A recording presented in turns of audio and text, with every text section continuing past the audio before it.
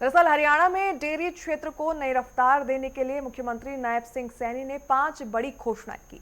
महिला डेयरियों इकाइयों को प्रोत्साहन राशि, पंचायत भूमि पर सांझी डेयरी, सस्ते ब्याज दर पर ऋण और साथ ही दूध उत्पादकों के लिए बढ़ी हुई प्रोत्साहन राशि से ग्रामीण अर्थव्यवस्था को मजबूती मिलेगी। रिपोर्ट देखिए। हरियाणा में डेयरी क्रांति की नई शुरुआत। मुख्यमंत्री सैनी ने की 5 बड़ी घोषणाएं। गांवों में पंचायत भूमि पर खुलेगी सांझी डेयरी। मुख्यमंत्री नायब सिंह सैनी ने डेयरी क्षेत्र और महिला सशक्तिकरण को नई गति देने के लिए 5 बड़ी घोषणाएं की हैं। इन फैसलों का उद्देश्य डेयरी कारोबार को मजबूत बनाना, महिलाओं को आर्थिक रूप से आत्मनिर्भर बनाना और ग्रामीण अर्थव्यवस्था को नई मजबूती देना है। विकसित भारत विकसित हरियाणा के विजन के साथ नायब सरकार लगातार जनहित योजनाओं को आगे बढ़ा रही है ताकि किसानों, पशुपालकों और महिलाओं को विकास का सीधा लाभ मिल सके। मुख्यमंत्री की वो 5 बड़ी घोषणाएं।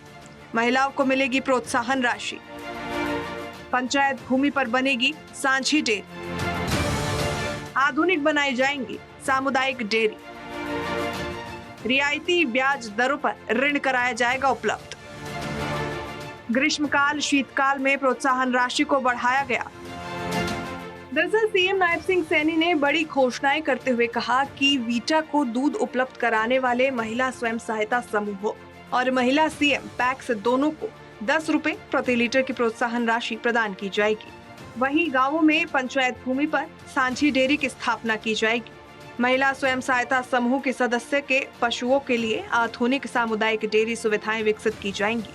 इससे महिलाओं को पशुपालन के लिए बेहतर आधारभूत सुविधाएं उपलब्ध होंगी और उनकी आय में वृद्धि होगी। वहीं हरियाणा डेयरी विकास सहकारी प्रसंघ, महिला स्वयं सहायता समूह एवं महिला सीएम पैक्स की सदस्य महिलाओं को दुग्ध पशु खरीदने के लिए रियायती ब्याज दरों पर ऋण उपलब्ध कराया जाएगा। साथ ही मुख्यमंत्री दुग्ध उत्पादक प्रोत्साहन योजना के अंतर्गत हरियाणा डेयरी विकास सहकारी प्रसंघ को दूध आपूर्ति करने वाले दुग्ध उत्पादकों के लिए प्रोत्साहन राशि बढ़ाने की घोषणा की। ग्रीष्मकाल में प्रोत्साहन राशि 5 रुपए प्रति लीटर से बढ़ाकर 7 रुपए प्रति लीटर और शीतकाल में 3 रुपए प्रति लीटर से बढ़ाकर 5 रुपए प्रति लीटर होगी।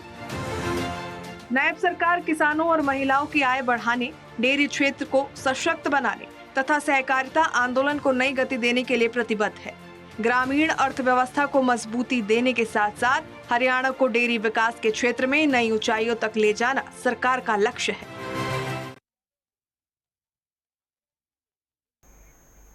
तो वहीं मुख्यमंत्री नायब सिंह सैनी ने जींद के उछाना गांव पहुंचे जहां उन्होंने आयोजित मूर्ति प्राण प्रतिष्ठा समारोह में शिरकत की। दरअसल इस दौरान सीएम सैनी ने गांव के विकास के लिए 1.51 करोड़ रुपए की घोषणा की, जिसमें सामुदायिक केंद्र और अन्य विकास कार्य शामिल है। रिपोर्ट देखिए। सीएम ने उछाना गांव का किया दौरा, मूर्ति प्राण प्रतिष्ठा समारोह में हुए शामिल। विकास के लिए 1.51 करोड़ रुपए की घोषणा। मुख्यमंत्री नायब सिंह सैनी ने जींद जिले के उछाना गांव के दौरे के दौरान श्री श्री 1008 सिद्ध बाबा खाकनाथ महाराज के नवनिर्मित समाधि स्थल पर आयोजित मूर्ति प्राण प्रतिष्ठा समारोह में हिस्सा लिया। मेरे लिए गर्व की बात है कि मैं अपने परिवार में, अपने घर में मुझे उजाना में आने का मौका मिला है। साथियों, सीमार खाप ये सामाजिक पहचान नहीं है, बल्कि हमारी संस्कृति, संस्कार, एकता, स्वाभिमान और भाईचारे का ये जीवंत परंपरा है, प्रमाण है। इस दौरान मुख्यमंत्री नायब सिंह सैनी ने गांव के विकास के लिए कुल 1.51 करोड़ रुपए की घोषणा की। ग्रामीणों की मांग पर सीएम की मुहर, उजाना गांव में सामुदायिक केंद्र के निर्माण की घोषणा। सामुदायिक केंद्र के निर्माण के लिए 1 करोड़ देने का ऐलान।